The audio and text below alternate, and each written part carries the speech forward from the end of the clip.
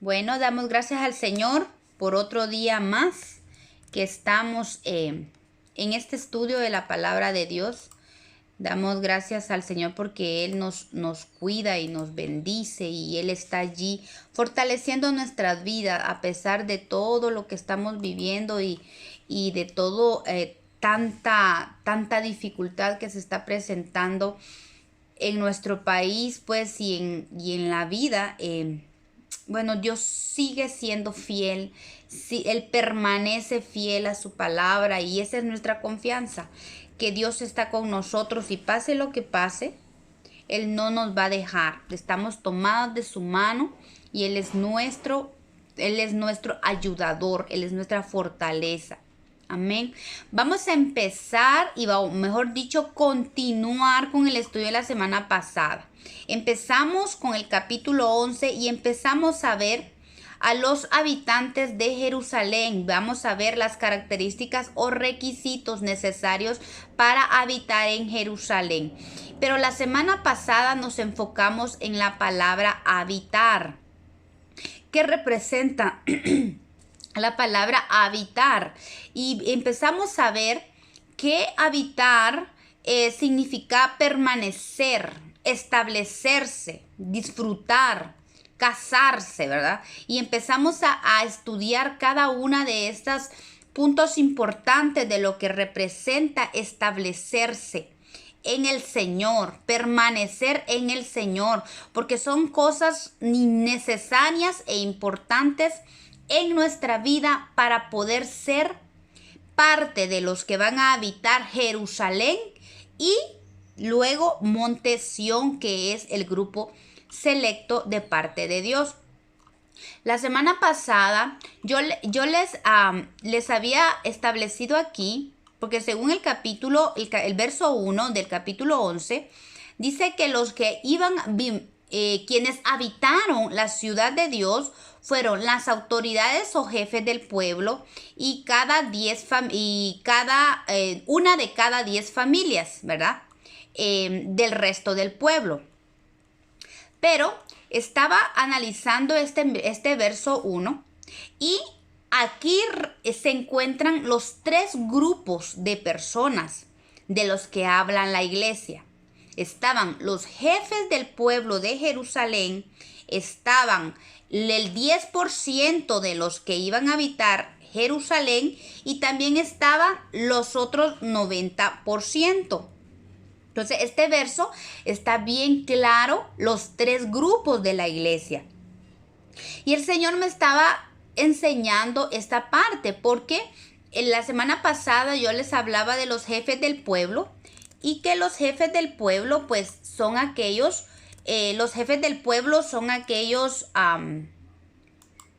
gloria a Dios por los que se están uniendo. Pues los jefes del pueblo, había dicho la semana pasada que eran los líderes del pueblo. Y sí, en cierta parte sí, pero el Señor me hacía entender esta semana que aquí estaban claros los 3 grupos de la iglesia. Los jefes del pueblo, que primera de Juan 2:13 habla que son los padres, y Apocalipsis 17:14 que habla que son los fieles. El 10% del resto del pueblo son los que Juan habla de jóvenes y Apocalipsis habla de escogidos. Y el 90% del resto del pueblo, primera de Juan habla de hijitos y Apocalipsis habla de llamados. Entonces, aquí establece en este verso 1 que de los 2 primeros grupos habitarán Jerusalén. Los 2 primeros grupos, estamos hablando de los jefes del pueblo y del 10% del pueblo. Y cuando empecé a estudiar lo de los jefes del pueblo, empecé a ver que jefe viene de la palabra zar y de la raíz zarar, que habla de cabezas, habla de gobernadores, habla de principales o príncipes, habla de autoridad, habla de dominar, incluso de señorío. Y cuando las escrituras hablan de jefes del pueblo, por lo general se referían a los príncipes o a los padres de las familias, ¿verdad? A los representantes de las familias. Entonces, es donde entra aquí el verso del apóstol Pablo, perdón, del apóstol Juan, donde habla de los tres grupos, de los padres, de los jóvenes y de los hijitos.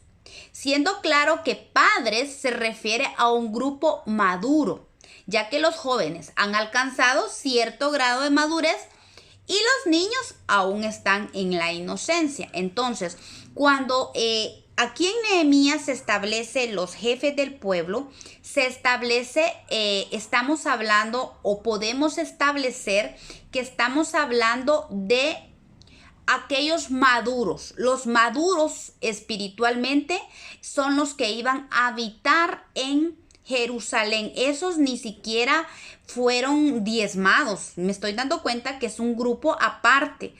Primero estaban los padres y luego los diezmados y luego el resto del pueblo. Entonces, o sea, los maduros y los diezmados iban a ser, son los que iban a vivir en Jerusalén. Entonces, y son estos maduros, según la palabra, son los que van a habitar en el monte Sión. Ese es el grupo selecto de Dios. En el libro de los Hebreos son llamados los primogénitos que están inscritos en los cielos.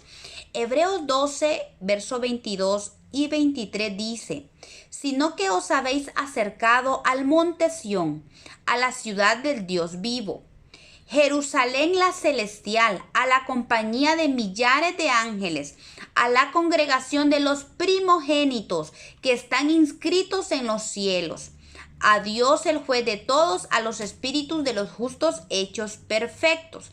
Entonces vemos acá que como a este grupo de jefes, de padres o maduros espiritualmente, dice que son los que moran en el monte de Sión, son los primogénitos que están inscritos en los cielos. Y cuando habla de primogénitos viene de la palabra griega protos, que significa el primero en orden o en lugar o de importancia. ¿Se acuerda que cuando estudiamos sobre el hijo varón que iba a ser arrebatado, habla del hijo primogénito? Entonces ese es el arrebatado, el grupo selecto, ¿verdad? Por Dios. Por eso es que aquí también se le llama primogénitos. Es lo primero, es lo primero que Dios se va a llevar. Ese es el grupo selecto. Pues bien dice aquí primogénito, el primero en tiempo, en lugar, en orden y en importancia. Es el principal, el influyente. Ese es el grupo selecto. Son prácticamente el fiel, el que Dios quiere llevar, ese grupo selecto, el que se va a ir en la parusía. Y Apocalipsis 17:14 dice que son los que están con el Cordero.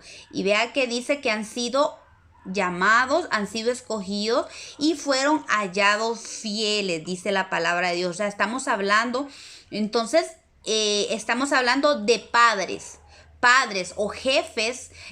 Aquí la palabra dice, establece jefes del pueblo, pero también se traduce como padres. Y los padres, según Juan, es el grupo de los fieles. Aún vemos que Jesús estableció 3 grupos. Es que es interesante cómo las escrituras van estableciendo bien marcadamente estos 3 grupos. Aún Jesús dice la palabra en Lucas capítulo 10 verso 1 que él tomó un grupo de 70 discípulos, ¿verdad? Hubo 70 discípulos en Lucas capítulo 10:1 y en Lucas 6:12 pues él estableció 12 apóstoles. Ese era otro segundo grupo, y de esos 12 apóstoles vemos que él escogió a 3 eran su grupo más íntimo, ¿verdad? Que era Pedro, Juan y Jacobo. Y eso lo vemos en varias citas. Por ejemplo, Lucas 9:28 habla que ellos 3 lo acompañaron al monte de la configuración. cuando él se transfiguró, perdón, transfiguración es la palabra. Él se transfiguró, se transformó frente a ellos y apareció Moisés y Elías. Entonces vemos que hasta Jesús mantuvo estos tres grupos, los 70 discípulos, luego los 12 apóstoles, y de los 12 apóstoles ese grupo selecto que él tenía, los más íntimos, que eran tres, que eran Pedro, Juan y Jacob. A pesar de que dos de estos grupos están en Jerusalén, son los maduros, la amada, la que estará con el amado, ¿verdad? Estamos viendo entonces que este grupo que representa a los padres, representa los fieles o representa la amada, que habla Cantar de los Cantares. ¿Por qué? Porque Cantar de los Cantares 6, 8 al 9 dice: 60 son las reinas y 80 las concubinas y las doncellas sin número. Mas una es la paloma mía, la perfecta mía, es la única de su madre, la escogida, de la que dio a luz, dice. La vieron las doncellas y la llamaron bienaventurada. Aún las reinas, las concubinas, y la alabaron. Entonces estamos hablando de que la amada es ese grupo selecto de padres, de fieles, ¿verdad? De maduros que han alcanzado la madurez, y es la amada de nuestro rey, ¿verdad? Aunque hayan reinas, aunque hayan concubinas, aunque hayan doncellas sin número, ¿verdad? Que son de las que siguen heredando, que son parte del reino de Dios, pero una es la amada. Y yo creo que como todos nosotros, todas estamos apuntando a ese grupo selecto de ser la amada, ¿verdad? Yo creo que todas deseamos eso. Pero en su momento, pues de acuerdo a nuestro grado de crecimiento y madurez, pues se determinará si vamos a ser de este grupo de la amada o vamos a ser parte de las demás. Pero todas, yo creo que todas es el deseo, de todos es el deseo de ser parte de la amada. ¿Por qué? La amada se casará con él y disfruta. Es la que es atraída por el amado. Cantar de los Cantares, en el capítulo 1, verso 4, ella le dice al amado: atráeme a ti. Y las demás le dicen: detrás de ti, en pos de ti, correremos, dicen las doncellas de Jerusalén. Pero ella le dice, la amada le dice a su amado: atráeme. Entonces, la amada, si nosotros queremos ser parte de esa amada, tenemos que permitirle al Espíritu Santo que nos atraiga. La amada pide ser atraída. Ni siquiera, Ni siquiera el Señor tiene que luchar tanto con ella para atraerla. La amada le pide al amado: atráeme, le dice. Y las otras, las hijas de Jerusalén, dicen: en pos de ti correremos, ¿verdad? Pero la amada quiere ser atraída. Entonces es una característica de la amada, ¿verdad? Que la amada quiere ser atraída por el amado. Es la que aprende de él, la que quiere saber dónde está él, anhela su presencia, quiere saber dónde y qué es lo que lo alimenta. Dice que la que quiere estar donde está la fuente de todo alimento y de todo manjar. Vea lo que dice el verso 7 del mismo Cantar. El verso 1:7 dice: hazme saber, le dice ella. No, el amado es que le dice: hazme saber dónde, tú, dice, a quien ama mi alma, dónde apacientas, dónde cesteas al mediodía. Ella le dice: hazme saber, a quien ama mi alma, dónde apacientas, dónde cesteas al mediodía. Pues, ¿por qué había yo de estar yo como errante junto a los rebaños de tus compañeros? La amada no anda buscando medios para encontrar a su amado.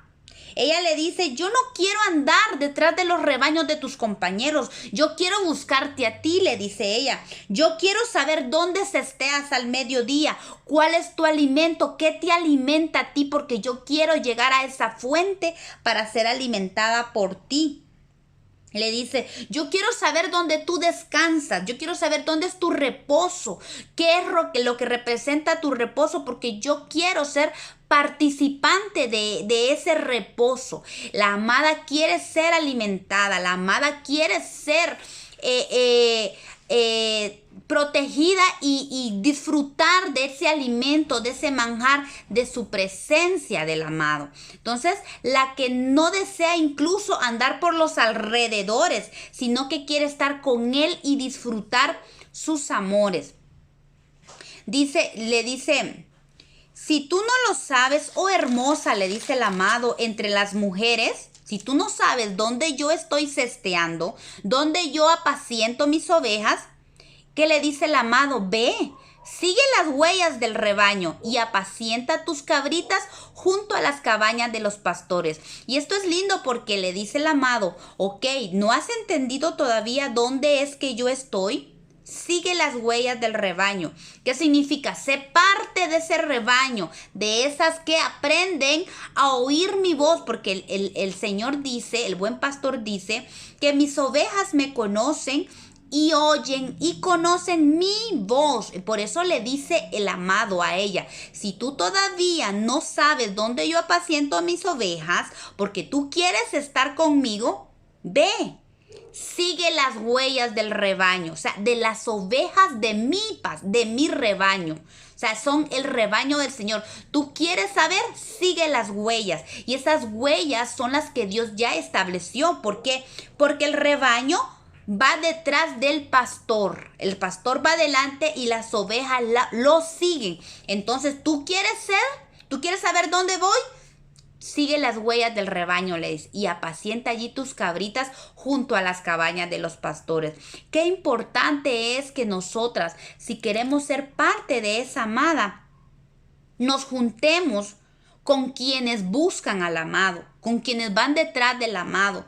Que nuestra compañía sea con personas que nos edifiquen, personas que nos lleven o que nos metan a la presencia de Dios, no personas que nos lleven a chismear, que nos lleven a hablar cosas que no tienen nada que ver con el Señor, que no nos alimente, ¿verdad? Sino que nosotros tenemos que juntarnos con otras ovejas del rebaño de nuestro pastor, porque el amado le dice, sigue las huellas del rebaño, de aquellos que han alcanzado un cierto grado de madurez, síguelas a ellas, para que tú veas dónde yo apaciento.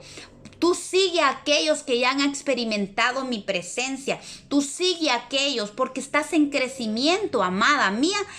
Sigue para que me sigas conociendo, para que tú conozcas, para que tú puedas entrar en mi presencia, para que tú seas en mi rebaño esa oveja preciosa a la que yo voy a tomar para mí. Sigue a aquellos que ya me encontraron, sigue a aquellos que conocen mi presencia, los que saben cómo llegar a mi presencia. Sigue a los maduros. Entonces, qué importante es que nosotros como queriendo ser parte de esa amada, tengamos nosotros esa sabiduría, esa inteligencia de parte de Dios de buscar al amado, de buscar a aquellos, de juntarnos con aquellos que buscan al amado, que nos ayudan a crecer, que nos ayudan a edificar. Apartémonos de aquellas personas que nos limitan, aquellas personas que nos apartan del camino del Señor. Tenemos que ser sabios. El Señor le dice a la amada, tú tienes que adquirir sabiduría y entender. Abrir tus ojos, discernimiento, ve, le dice, ve, sigue las huellas, hay que buscar esas huellas. ¿Dónde encontramos las huellas? En el rebaño del Señor, en su palabra encontramos las huellas de nuestro Maestro, de aquellos que van alcanzando esa madurez que nosotras también queremos alcanzar.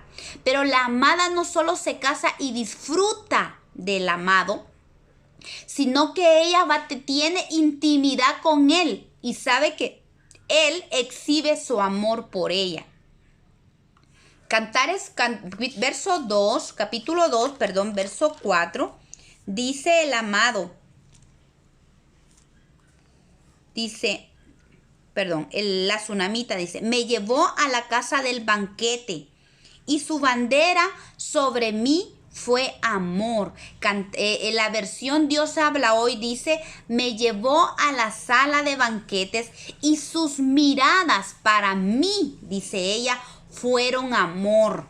O sea, qué hermoso. Ella dice, Él me llevó a la sala de banquetes. La amada no solo tiene que adquirir el discernimiento para encontrar las huellas del rebaño que lo llevan a su pastor o a su amado, sino que ella tiene que aprender a tener intimidad con él, ¿verdad?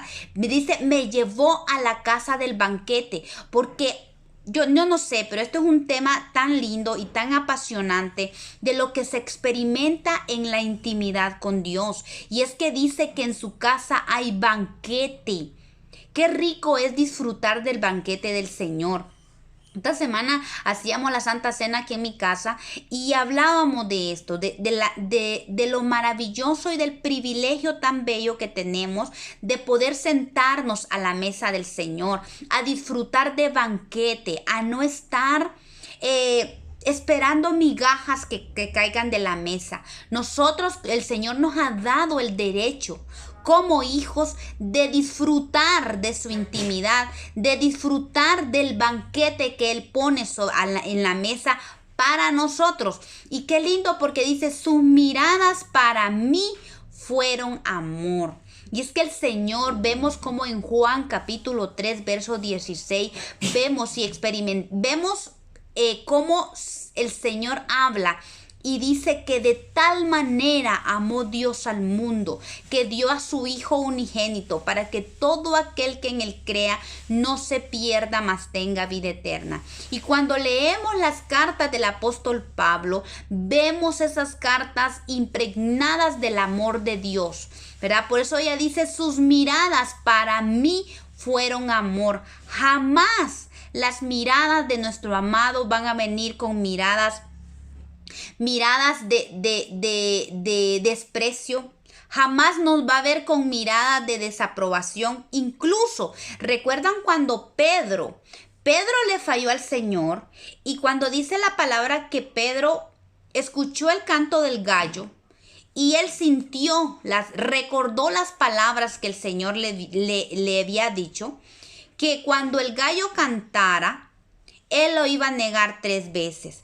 Y entonces dice la palabra ahí en los evangelios, cuenta que dice que el Señor lo vio.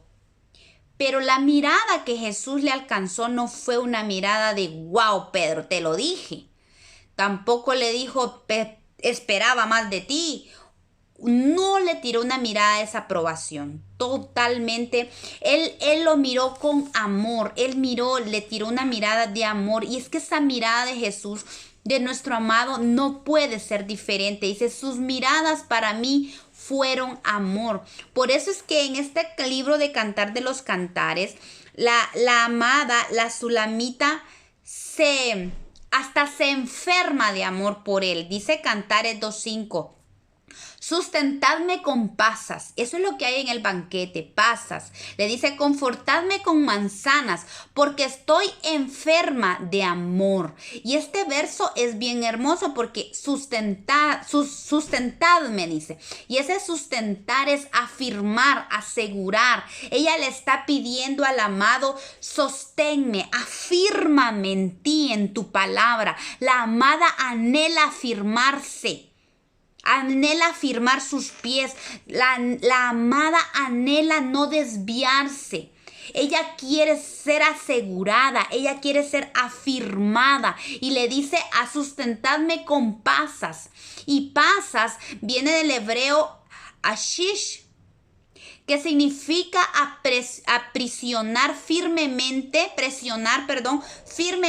hacia abajo. Eso significa cimentar. Entonces ella le dice, sustentadme con pasas. Ella le está diciendo, afírmame en tu cimiento. Yo quiero ser cimentada, afirmada, asegurada firmemente en el cimiento firme de tu palabra. Y también le dice, confortadme. Esta palabra habla de extender como para dar aire. Esto porque ella le dice, confortadme con manzanas. Y es que manzana significa fragancia.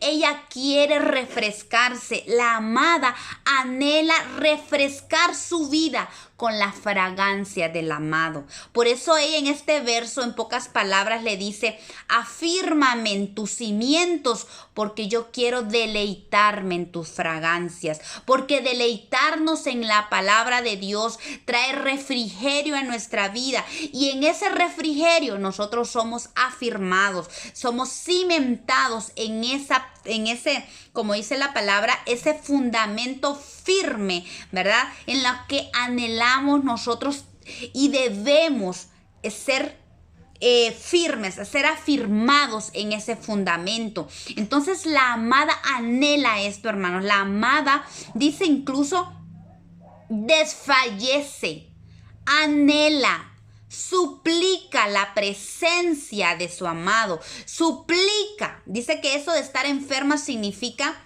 anhelar, desfallecer por su presencia, desfallecer por su amor. O sea, es un anhelo ferviente de su alma por el amado. O sea, son características preciosas que vemos en la amada y que debemos anhelar que estén en nuestra vida, ese deseo ferviente, hasta enfermarnos, porque la versión Reina Valera habla de enfermarse, de desfallecer hasta enfermarse por amor, por el deseo del amor de Dios en nosotros.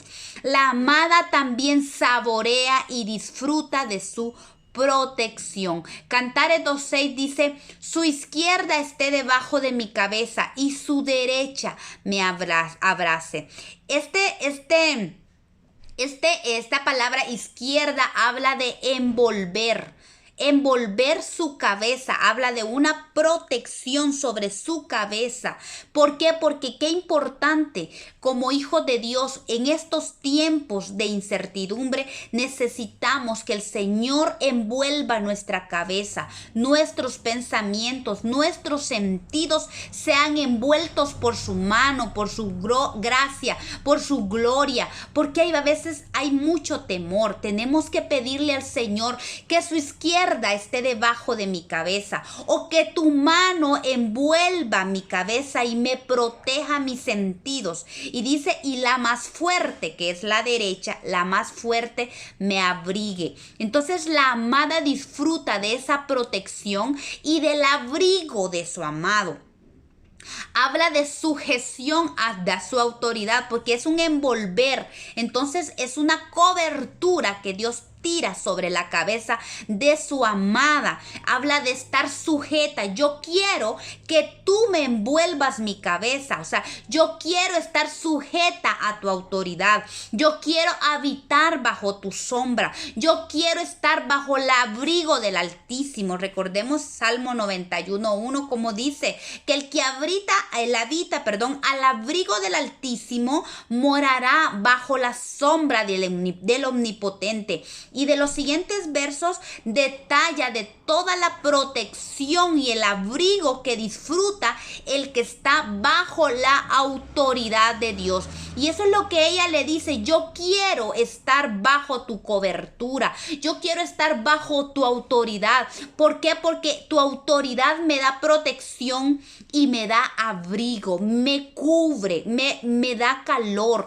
Ella anhela esto del amado. La novia o la amada es la que saborea y disfruta su protección. Entonces vemos qué hermoso es este punto de los padres, de los fieles, de los maduros, los que alcanzan la madurez, que representan la amada. Nosotros anhelemos de verdad ser de este grupo de la amada, la que se casará, la que disfruta de todo del amado, la que tiene intimidad, la que siente su amor, la que es plantada, la que es firmemente cimentada en el fundamento de Dios, la que es deleitada con sus fragancias y la que disfruta de su protección y abrigo, ¿verdad?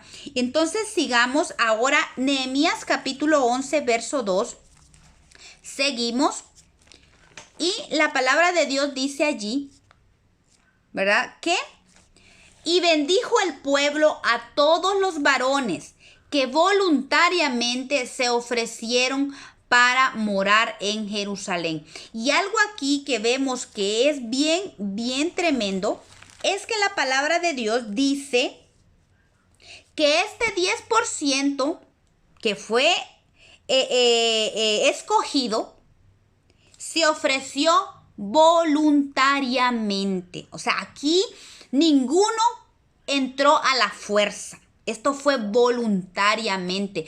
Todos y cada uno de este 10% fue ofrecido. Ellos se ofrecieron, ninguno de ellos fue llevado a la fuerza. Ellos dicen que incluso esta palabra voluntario habla de presentarse espontáneamente, como cuando un soldado se ofrece como voluntario. Yo estoy aquí sin pensarlo, es que es algo nato. Yo quiero, yo anhelo, yo quiero ser parte de los que van a habitar en Jerusalén. No quiero, o sea, esto no es obligado, yo lo anhelo. Es que este 10% lo va a anhelar.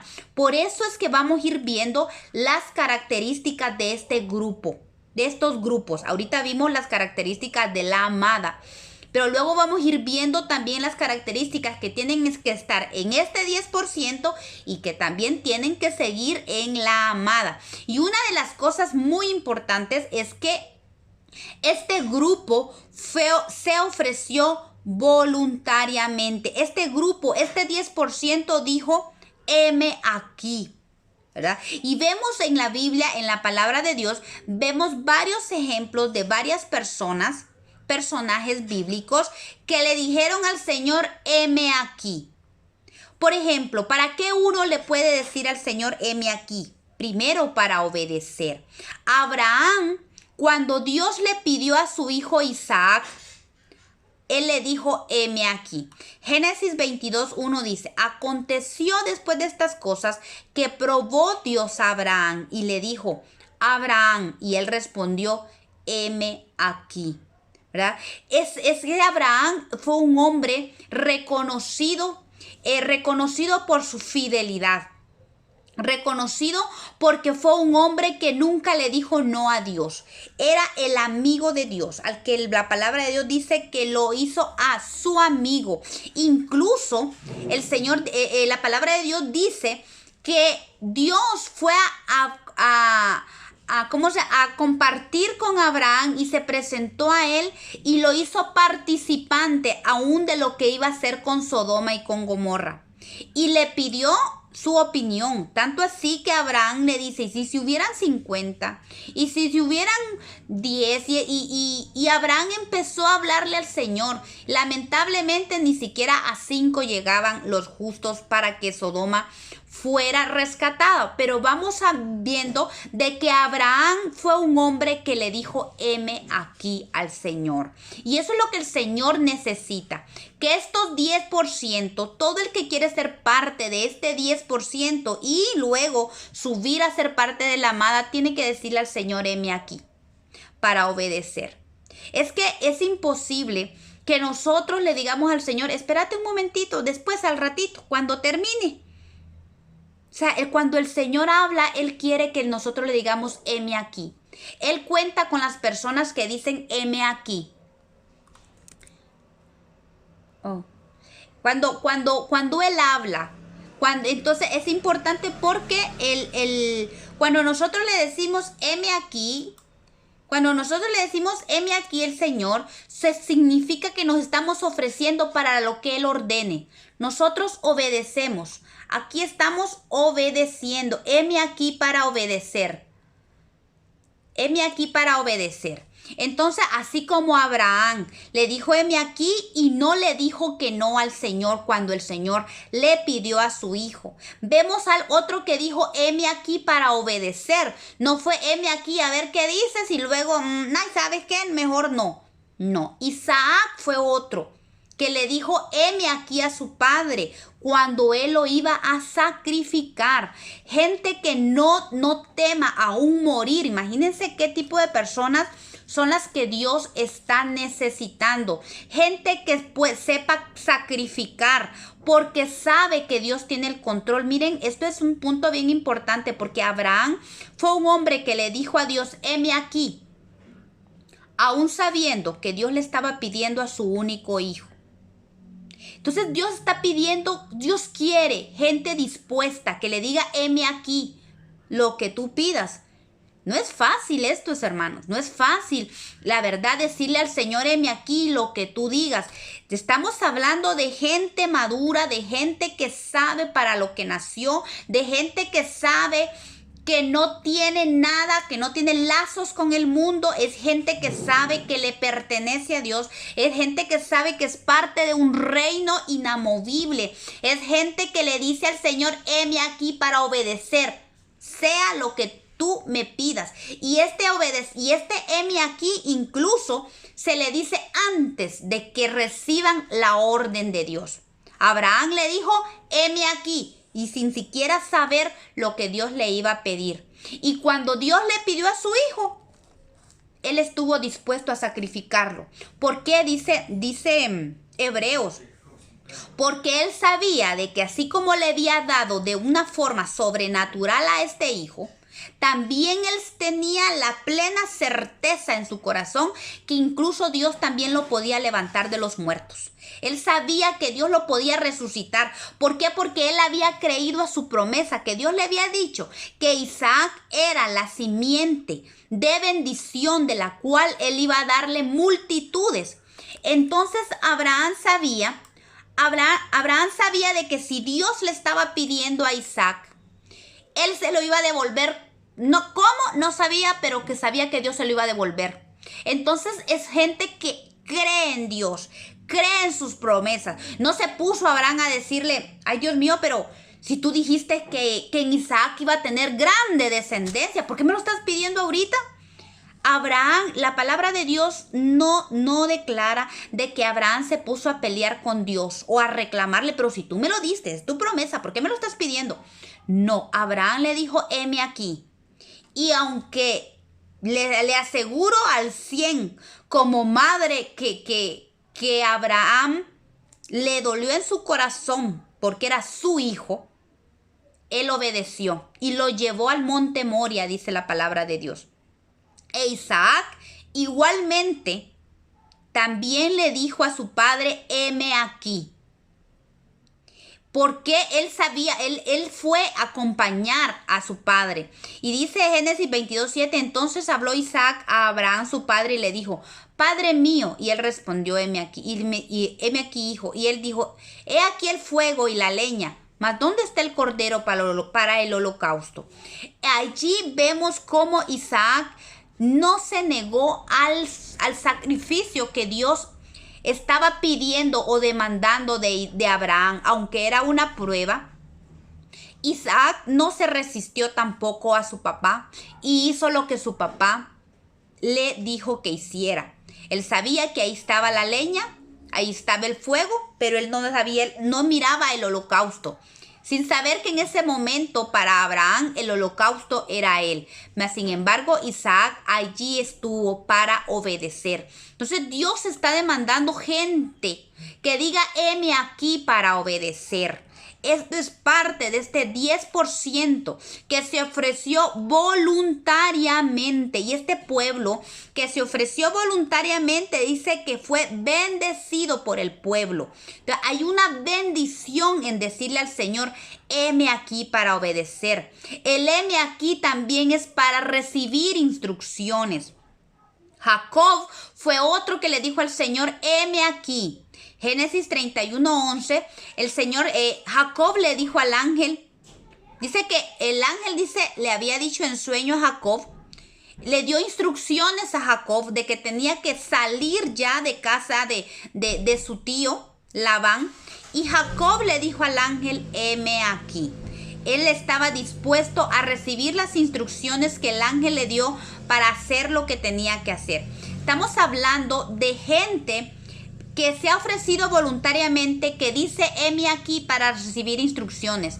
Es gente que no hace las cosas a lo loco. Es gente que sabe que tiene que recibir la dirección del Espíritu Santo. Gente que sabe que tiene que recibir la dirección de Dios para caminar, para avanzar, para hacer. ¿Cuántas veces nos pasa a nosotros que no pedimos dirección al Señor en lo que hacemos, o a veces no queremos escuchar lo que Dios tiene que decirnos a nosotros y hacemos cosas que a la larga son para mal? A veces nosotros queremos hacer lo que nosotros queremos y no le pedimos la dirección a Dios. Pero este grupo del 10% voluntariamente le dice al Señor: heme aquí, yo voy a recibir tus instrucciones, lo que tú me mandes a hacer, yo lo voy a hacer. Jacob supo que era Dios el que lo estaba guiando a salir ya de casa de Labán, y Jacob recibió las instrucciones del ángel y las siguió al pie de la letra para salir de tierra de Labán y regresar otra vez con su familia, ¿verdad? Aunque el Señor lo apartó un poco, pero él estuvo cerca de su padre Isaac cuando regresó. Otro que también le dijo al Señor: heme aquí, para recibir instrucciones, fue el niño Samuel, aquel que dormía cerca del arca del pacto. Samuel dormía en la presencia de Dios. Y cuando Dios lo llamó, él dijo: heme aquí. Y allí, cuando el Señor le dijo: heme aquí, Samuel aprendió a conocer a Dios y a recibir sus instrucciones. Allí Samuel aprendió en la presencia de Dios. Entonces, una de las cosas que tenemos que entender, que este 10% que se ofrece voluntariamente, que le dice al Señor: heme aquí, ese 10% se mantiene en la presencia de Dios, ¿verdad? Porque es en la presencia de Dios donde recibimos instrucciones. Y cuando hablamos presencia, hermanos, yo sé que nosotros nos mantenemos en la presencia de Dios porque Jesús prometió que estaría con nosotros todos los días hasta el fin del mundo. Pero cuando hablamos de aquí, cuando se habla de presencia, estamos hablando de la manifestación de la presencia de Dios. Porque puede ser que nosotros todo el tiempo nos mantengamos en la presencia de Dios porque Él está con nosotros, pero no siempre nos encaminamos en la manifestación de la presencia de Dios. Elías era un hombre de la presencia de Dios, era un hombre en quien se manifestaba la presencia de Dios. Elías decía al Dios en cuya presencia estoy, porque Elías se mantenía en la presencia de Dios, se mantenía en esa comunión con el Espíritu. Elías era un hombre de presencia, era un hombre que recibía instrucciones de Dios, porque es en la presencia de Dios donde nosotros recibimos las instrucciones. Entonces, ¿dónde es que le vamos a decir: Señor, heme aquí?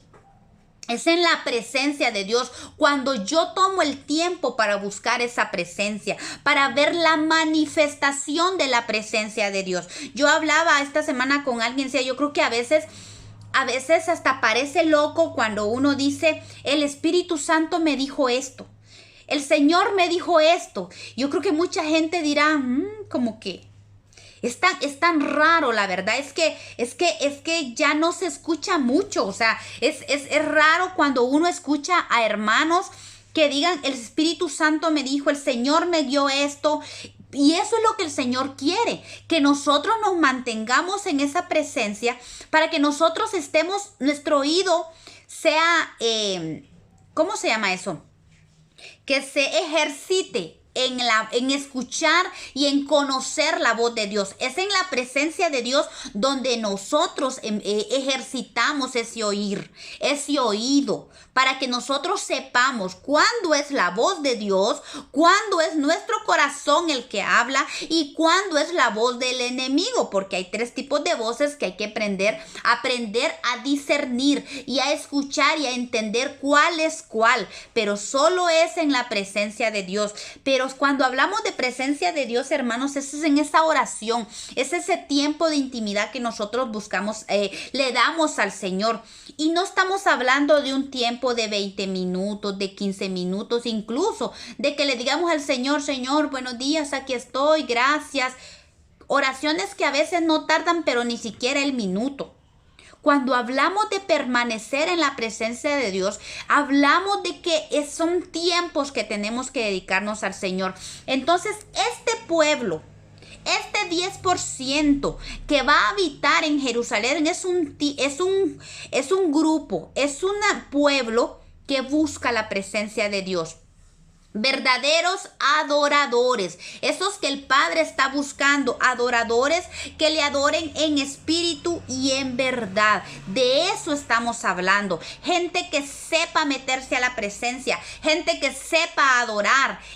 Necesitamos ejercitarnos en la alabanza, en la adoración, en la oración, porque es ahí donde vamos a recibir instrucciones y donde le tenemos que decir al Señor, heme aquí.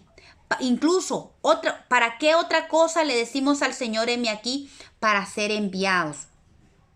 Y José, cuando su padre Jacob lo envió a sus hermanos, él dijo, heme aquí. Sí, José. José fue enviado por su padre, aunque ese enviado, esa instrucción, cuando José dijo, heme aquí, esa instrucción que Israel le dio para que fuera a ver a su padre, fue el banderazo de salida para el trato de José, para su vida. José era un soñador. José era un muchacho que tenía muchos sueños. Tenía muchas promesas. Él sabía que era especial, porque aún su padre se lo había declarado. Recuerden que su padre le había hecho una túnica de diversos colores. José se sentía especial por su padre. También se sentía especial. Tenía un abrigo. Él soñaba y sus hermanos le tenían envidia por esos sueños que él tenía, porque sus hermanos le decían que tenía sueños de grandeza y que él se creía más que los demás. Pero a José no le importaba, porque él decía, algún día estos sueños van a ser realidad. Aunque José no sabía que para que esos sueños se hicieran realidad, él tenía que entrar a un proceso. Pero José dijo, heme aquí. A pesar de que él no sabía el proceso, pero él sabía el resultado. Él sabía que los sueños que él tenía eran promesa de Dios para su vida. Y aún así él dijo, heme aquí. Porque él sabía el resultado, aunque no sabía el camino. Pero vemos que aquí, cuando José le dijo al Señor, heme aquí, empezó el proceso de José. Porque fue José a sus hermanos, y ahí fue donde sus hermanos lo tomaron, lo metieron al pozo, a aquella cisterna. Le quitaron su vestidura, sus hermanos lo vendieron. Miren, un proceso tremendo la vida de José. Y es que el heme aquí, cuando nosotros le decimos heme aquí y somos enviados por parte de Dios, no significa que el camino va a ser suave. El camino, como el Señor me envió, el Señor va a abrir todas las puertas y yo voy a caminar derecho. Porque a veces tenemos esa idea. Bueno, Señor, si tú me enviaste, esta puerta se va a abrir. Si eres tú que me enviaste, esto va a salir así, así. Todo me va a salir bien si Dios me envió. Pero vemos que no siempre es así. Vemos en la vida de José, cuando él fue enviado, le quitaron su túnica, lo desnudaron, lo tiraron a una cisterna. Imagínense, José entró en un pozo. ¿Cuántas veces nosotros, el Señor, somos enviados y muchas veces va a haber alguien que nos quite la vestidura? Va a haber quienes nos metan al pozo. Va a haber situaciones donde nos vamos a ver desnudos o metidos en pozos. Y eso no significa que no hemos sido enviados. Es parte del proceso. José fue vendido, imagínense. Fue vendido como esclavo. Fue llevado como esclavo a Egipto. allá fue puesto a la orden de Potifar, pero aún allí, ¿cómo se llama? No era el tiempo de que José saliera ni que sus promesas se dieran. Tuvo que incluso, estuvo como esclavo